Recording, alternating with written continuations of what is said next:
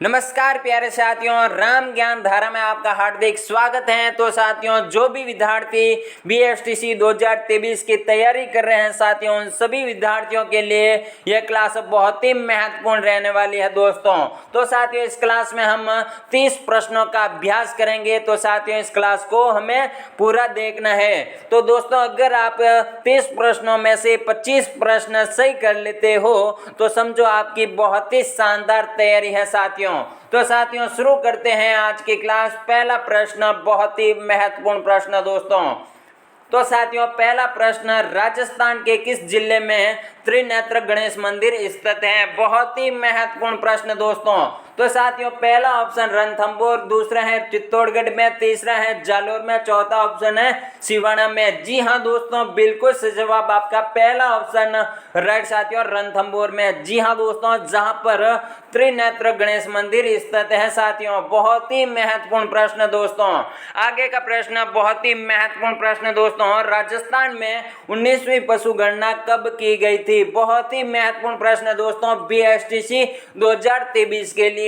तो साथियों, पहला ऑप्शन है 2011, दूसरा है 2015, तीसरा ऑप्शन है 2012 या 2014। जी हाँ दोस्तों, बिल्कुल सही जवाब आपका दूसरा ऑप्शन राइट साथियों, 2015 में। जी हाँ दोस्तों, तो 2015 में 19वीं पशु गणना की गई थी। बहुत ही महत्वपूर्ण प्रश्न दोस्तों। तो साथियों, आगे का प्रश्न बहुत ही महत्वपूर्ण प्रश्न दोस्तों। थार के मरुस्थल में पाए जाने वाले अर्धचंद्राकार रेत के टीलों को क्या कहा जाता है? बहुत ही महत्वपूर्ण प्रश्न दोस्तों, हर एग्जाम में पूछा जाने वाला प्रश्न है दोस्तों। पहला ऑप्शन बरखान, दूसरा है सम, तीसरा है रण, चौथा ऑप्शन है खडीन। जी हाँ दोस्तों, बिल्कुल सही जवाब आपका पहला ऑप्शन राइट साथियों, बरखान। जी हाँ दोस्तों, तो थार के मरुस्थल में पाए जाने वाले अर्धचंद्राकार रेत के टीलों को बरखान कहा जाता है साथियों। तो साथियों, आगे का प्रश्न बहुत ही महत्वपूर्ण प्रश्न दोस्तों। तो साथियों, अलाउद्दीन खिलजी और मेवाड़ वासियों के बीच चित्तौड़गढ़ की घेराबंदी किस वर्ष हुई थी? बहुत ही महत्वपूर्ण प्रश्न दोस्तों। पहला ऑप्शन 1567, दूसरा है 1303, चौथा ऑप्शन है तीसरा ऑप्शन है 1534, चौथा ऑप्शन है 1467। जी हाँ दोस्तों, बिल्कुल सही जवाब आपका दूसरा ऑप्शन राइट साथियों, 1303। जी हाँ दोस्तों। तो साथियों, आगे का प्रश्न बहुत ही महत्वपूर्ण प्रश्न दोस्तों। तो साथियों, जोधपुर का लोकप्रिय नाम क्या है? बहुत ही सरल प्रश्न दोस्तों, बहुत ही महत्वपूर्ण प्रश्न।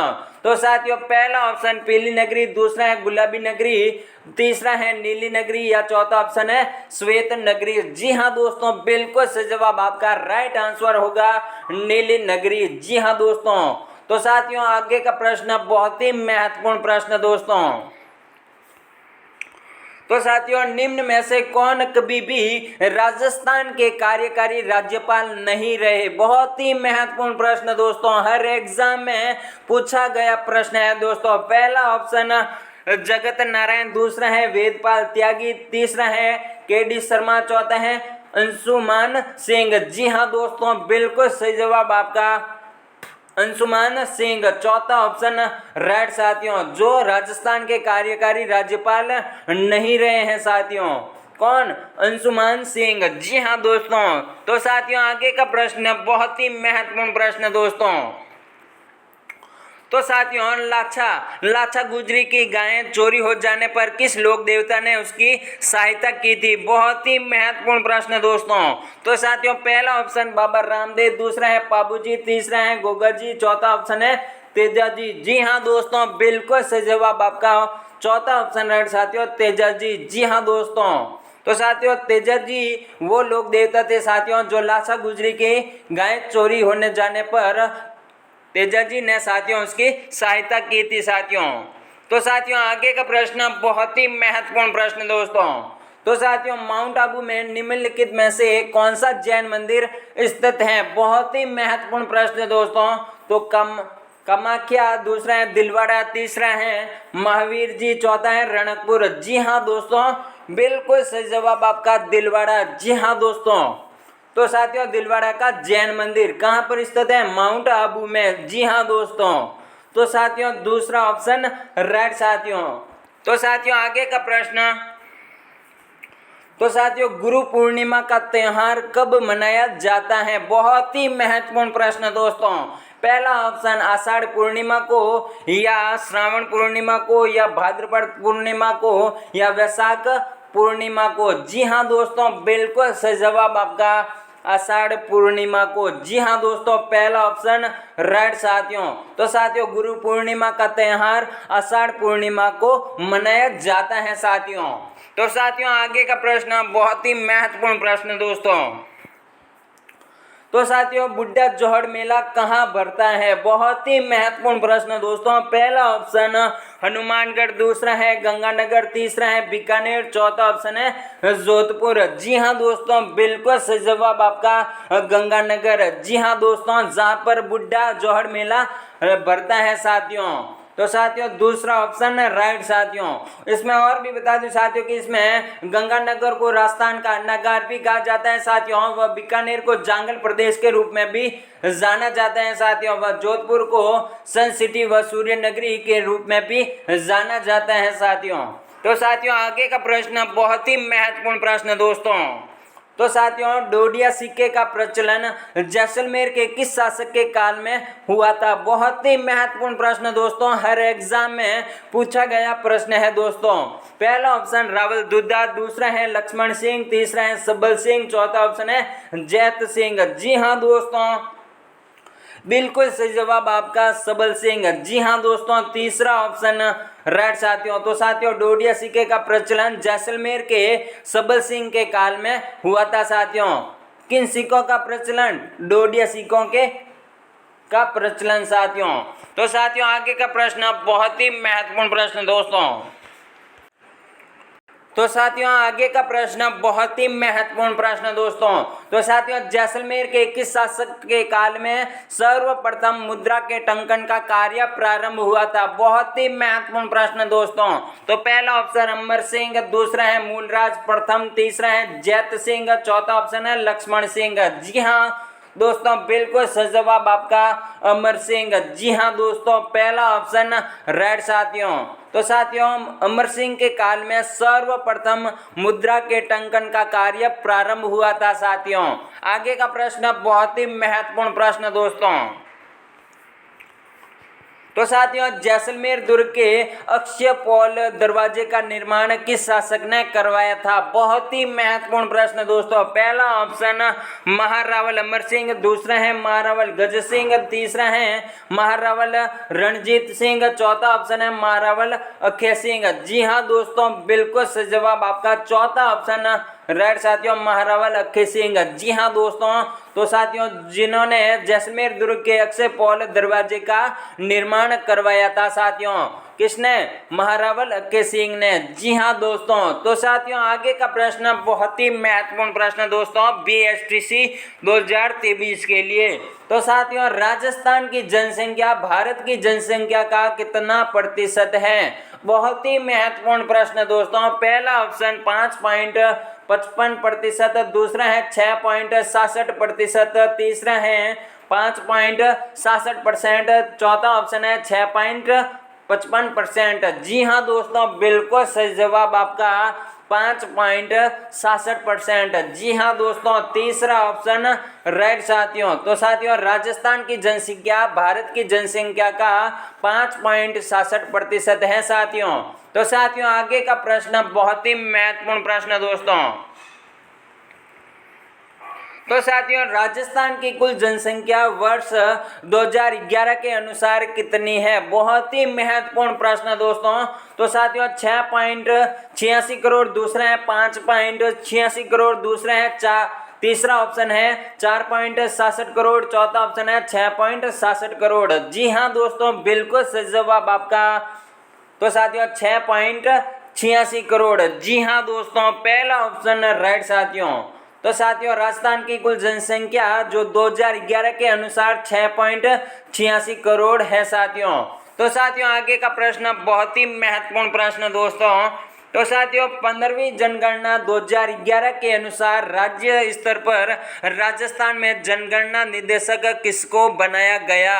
बहुत ही महत्वपूर्ण प्रश्न दोस्तों। पहला ऑप्शन है श्री सुब्रा सिंह, दूसरा है श्री मृत्युंजय कुमार नारायण, तीसरा है श्री सलविंद्र सिंह सोहता, चौथा ऑप्शन है श्री सी चंद्रमौली। जी हाँ दोस्तों, बिल्कुल सही जवाब आपका पहला ऑप्शन राइट साथियों, सुब्रा सिंह। जी हाँ दोस्तों, श्री सुब्रा सिंह। बहुत ही महत्वपूर्ण प्रश्न दोस्तों। तो साथियों आगे का प्रश्न बहुत ही महत्वपूर्ण प्रश्न दोस्तों।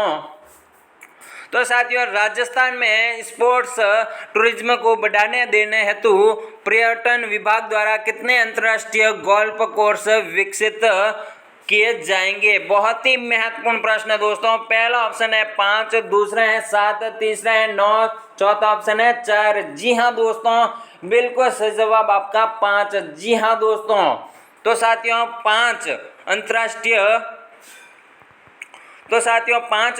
पांच अंतर्राष्ट्रीय गोल्फ कोर्स विकसित किए जाएंगे साथियों। तो साथियों आगे का प्रश्न बहुत ही महत्वपूर्ण प्रश्न दोस्तों। तो साथियों राज्य की 15वीं विधानसभा में कितने सत्र आयोजित हुए हैं? बहुत ही महत्वपूर्ण प्रश्न दोस्तों। तो पहला ऑप्शन 11 सत्र, दूसरा है 8 सत्र, या 10 सत्र, या 9 सत्र। जी हाँ दोस्तों, बिल्कुल सही जवाब आपका 100% सही जवाब दोस्तों, 8 सत्र। जी हाँ दोस्तों, तो साथियों 15वीं विधानसभा में कितने सत्र आयोजित हुए हैं? तो 8 सत्र आयोजित हुए हैं साथियों। तो साथियों आगे का प्रश्न बहुत ही महत्वपूर्ण प्रश्न दोस्तों। तो साथियों जुते हुए खेत के अवशेष किस सभ्यता से मिले हैं? बहुत ही महत्वपूर्ण प्रश्न दोस्तों। पहला ऑप्शन कालीबंगा सभ्यता, दूसरा है आहड़ सभ्यता, तीसरा है बैराट सभ्यता, चौथा ऑप्शन है गणेश्वर सभ्यता।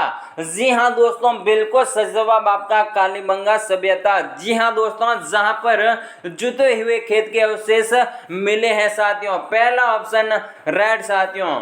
तो साथियों आगे का प्रश्न बहुत ही महत्वपूर्ण प्रश्न दोस्तों। तो साथियों आहड़ सभ्यता की खोज किसने की? बहुत ही महत्वपूर्ण प्रश्न दोस्तों, हर एग्जाम में पूछा गया प्रश्न है दोस्तों।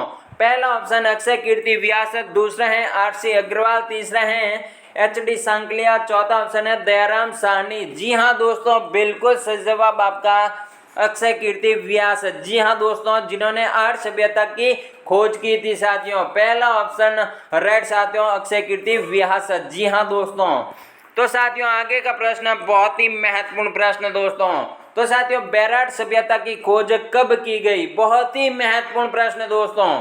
तो साथियों पहला ऑप्शन 1940, दूसरा है 1935, या 1937, या 1946। जी हाँ दोस्तों, बिल्कुल सही जवाब आपका 1937। जी हाँ दोस्तों, 1937 में बैराट सभ्यता की खोज की गई थी साथियों। तीसरा ऑप्शन राइट साथियों।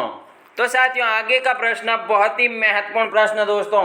तो साथियों बैराट सभ्यता की खोज किसने की? बहुत ही महत्वपूर्ण प्रश्न दोस्तों। तो साथियों पहला ऑप्शन राय बहादुर दयाराम साहनी ने, या कैलाशनाथ दीक्षित ने, या अक्षय कीर्ति व्यास ने, या आर.सी. अग्रवाल ने। जी हाँ दोस्तों, बिल्कुल सही जवाब आपका राय बहादुर व दयाराम साहनी ने। जी हाँ दोस्तों, जिन्होंने बैराट सभ्यता की खोज की थी साथियों। पहला ऑप्शन राइट साथियों। तो साथियों आगे का प्रश्न बहुत ही महत्वपूर्ण प्रश्न दोस्तों। तो साथियों निम्न में से कौन सी सभ्यता को ताम्रवती नगरी व धूलकोट व आगाटपुर कहा जाता है?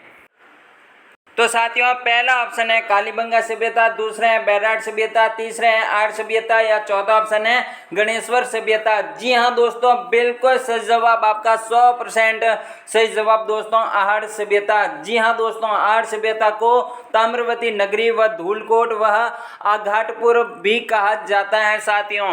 तो साथियों आगे का प्रश्न बहुत ही महत्वपूर्ण प्रश्न दोस्तों। तो साथियों BSTC 2023 के लिए बहुत ही शानदार क्लास चल रही है साथियों। तो बहुत ही महत्वपूर्ण प्रश्न अपने दोस्तों को भी शेयर कीजिए साथियों। तो साथियों आगे का प्रश्न बहुत ही महत्वपूर्ण प्रश्न दोस्तों, बिजक डूंगरी से भाब्रू शिलालेख की खोज किसने की? बहुत ही महत्वपूर्ण प्रश्न दोस्तों। पहला ऑप्शन दयाराम सानी, दूसरे हैं कैप्टन बर्ट, तीसरे हैं डॉक्टर लेस्नी, चौथा है नीलरत्न बनर्जी। जी हाँ दोस्तों, बिल्कुल सही जवाब आपका 100% सही जवाब दोस्तों, कैप्टन बर्ट। जी हाँ दोस्तों, दूसरा ऑप्शन राइट साथियों। तो साथियों बिजक डूंगरी से भाब्रू शिलालेख की खोज कैप्टन बर्ट ने की थी साथियों। तो साथियों आगे का प्रश्न बहुत ही महत्वपूर्ण प्रश्न है दोस्तों, BSTC 2023 के लिए। तो साथियों निम्न में से किस सभ्यता को दशरथ शर्मा ने हड़प्पा की तीसरी राजधानी बताया? बहुत ही महत्वपूर्ण प्रश्न दोस्तों। तो साथियों पहला ऑप्शन है आर्य सभ्यता, दूसरा है कालीबंगा सभ्यता, तीसरा है बैराट सभ्यता, चौथा है गणेश्वर सभ्यता। जी हाँ दोस्तों, तो साथियों बिल्कुल सही जवाब आपका कालीबंगा सभ्यता। जी हाँ दोस्तों, तो साथियों कालीबंगा सभ्यता को दशरथ शर्मा ने हड़प्पा की तीसरी राजधानी बताया है साथियों। तो दूसरा ऑप्शन राइट साथियों। तो साथियों आगे का प्रश्न बहुत ही महत्वपूर्ण प्रश्न दोस्तों। तो साथियों यह क्लास पूरी होने के बाद आपको यह बताना है कि साथियों आपके कितने प्रश्न सही हुए हैं दोस्तों। तो साथियों आगे का प्रश्न बहुत ही महत्वपूर्ण प्रश्न दोस्तों, रणकपुर जैन मंदिर में स्तंभों की संख्या कितनी है? बहुत ही महत्वपूर्ण प्रश्न दोस्तों। तो साथियों पहला ऑप्शन 1444, दूसरा है 1467, तीसरा है 1667, चौथा ऑप्शन है 1555। जी हाँ दोस्तों, बिल्कुल सही जवाब आपका पहला ऑप्शन राइट साथियों 1444। जी हाँ दोस्तों, तो रणकपुर जैन मंदिर में कितने स्तंभों की संख्या है? तो 1444। जी हाँ दोस्तों, तो साथियों आगे का प्रश्न बहुत ही महत्वपूर्ण प्रश्न दोस्तों। तो साथियों कपिल मुनि का मंदिर कहाँ स्थित है? बहुत ही महत्वपूर्ण प्रश्न दोस्तों। तो बताइए कपिल मुनि का मंदिर कहाँ स्थित है? बीकानेर में या बाड़मेर में या जैसलमेर में या नागौर में? जी हाँ दोस्तों, आपका राइट आंसर होगा बीकानेर में। जी हाँ दोस्तों, तो साथियों पहला ऑप्शन राइट साथियों, जहां पर कपिल मुनि का मंदिर प्रसिद्ध है साथियों, बीकानेर में। जी हाँ दोस्तों, आगे का प्रश्न बहुत ही महत्वपूर्ण प्रश्न दोस्तों। तो साथियों करणी माता का मंदिर निम्न में से कहाँ स्थित है? बहुत ही महत्वपूर्ण प्रश्न दोस्तों। पहला ऑप्शन रेवासा सीकर में, दूसरा है कांकरोली राजसमंद में, तीसरा है कोलायत बीकानेर में, चौथा ऑप्शन है देशनोक बीकानेर में। जी हाँ दोस्तों, बिल्कुल सही जवाब आपका देशनोक बीकानेर में। जी हाँ दोस्तों, जहां पर करणी माता का प्रसिद्ध मंदिर स्थित है साथियों, कहां पर? देशनोक बीकानेर में। तो साथियों आगे का प्रश्न बहुत ही महत्वपूर्ण प्रश्न है दोस्तों, BSTC 2023 के लिए। तो साथियों क्लास के अंत में आपको बताना है कि आपके कितने प्रश्न सही हुए। तो आपका मूल्यांकन कीजिए साथियों, मूल्यांकन कीजिए दोस्तों। तो साथियों आगे का प्रश्न, घेवर माता का मंदिर कहाँ पर स्थित है? बहुत ही महत्वपूर्ण प्रश्न दोस्तों। पहला ऑप्शन अलवर, दूसरा है राजसमंद, तीसरा है भरतपुर, चौथा ऑप्शन है जयपुर। जी हाँ दोस्तों, बिल्कुल सही जवाब आपका राजसमंद। जी हाँ दोस्तों, जहां पर घेवर माता का प्रसिद्ध मंदिर स्थित है साथियों, कहां पर? राजसमंद में। जी हाँ साथियों, आगे का प्रश्न आज का अंतिम प्रश्न, बहुत ही महत्वपूर्ण प्रश्न दोस्तों। तो साथियों गधों का मेला किस जिले में आयोजित होता है? बहुत ही महत्वपूर्ण प्रश्न दोस्तों। तो साथियों पहला ऑप्शन सिरोही, दूसरा है बांसवाड़ा, तीसरा है जयपुर, चौथा है टोंक। जी हाँ दोस्तों, बिल्कुल सही जवाब आपका राइट आंसर होगा जयपुर। जी हाँ दोस्तों, जहां पर गधों का प्रसिद्ध मेला आयोजित होता है साथियों, कहां पर? जयपुर में। जी हाँ दोस्तों, तीसरा ऑप्शन राइट साथियों। तो साथ ही इसमें और भी बता दूं कि टोंक को राजस्थान की नवाबों की नगरी के रूप में भी जाना जाता है साथियों। किसे? टोंक को नवाबों की नगरी के नाम से भी जाना जाता है साथियों। किसे? टोंक को। तो साथियों आज की क्लास यहीं समाप्त होती है साथियों। आज की क्लास पसंद आई हो तो राम ज्ञान धारा चैनल को सब्सक्राइब कीजिए साथियों, व इस क्लास को ज़्यादा से ज़्यादा शेयर कीजिए साथियों। तो साथियों आगे का प्रश्न, तो साथियों अगर इन सभी क्लासों की पीडीएफ चाहिए तो साथियों राम ज्ञान धारा चैनल के डिस्क्रिप्शन में टेलीग्राम लिंक दिए हुए हैं साथियों, उसे ज्वाइन कीजिए साथियों। तो साथियों आज के लिए इतना ही। जय हिंद जय भारत साथियों।